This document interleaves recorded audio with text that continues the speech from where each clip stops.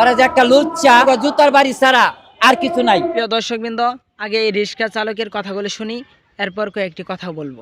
আমি আরো 1 বছর আগেই তো কইছি, এই যে ওরা যে একটা বাটপার, ওরা যে একটা খারাপ, ওরা যে একটা লুচ্চা, আমি 1 বছর আগেও আপনাকে মিডিয়াতে বলছি যে দেখেন প্রমাণ পাইছেন কিনা।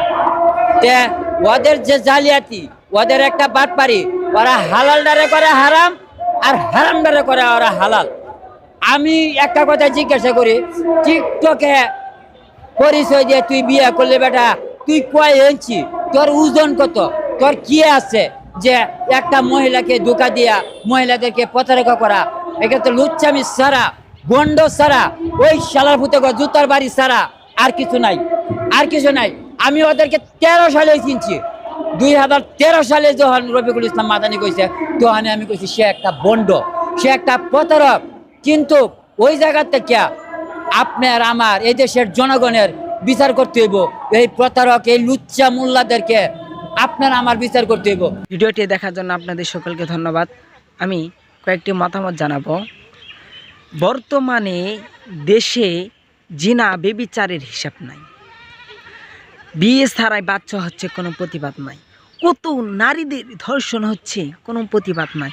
শিশুদের পর্যন্ত ধর্ষণ হচ্ছে, কোনো প্রতিবাদ নাই।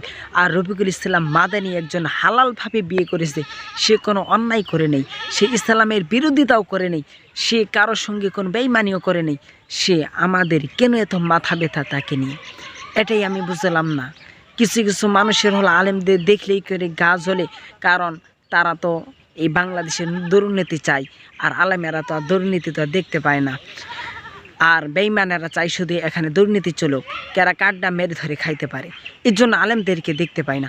আমি এজন্যই আপনাদেরকে বলবো, যে কোনো কথা বলার আগে, যে কোনো বিষয় মিডিয়াতে ছাড়ার আগে ইনশাল্লাহ সকলে মিলে ভেবে চিনতে ছাড়বেন, যেন এরকম যদি না হয়। আজ রফিকুল ইসলাম মাদানি যদি ছাড়তো মিডিয়াতে এই ভিডিওটা অথবা এই পোস্টটা যদি না করতো, তাহলে কিন্তু সে এত মানুষের কাছে ঘৃণিত কিন্তু হতো না, এত বড় কিছুই হতো না। এখানেই আমার কথাগুলি শেষ।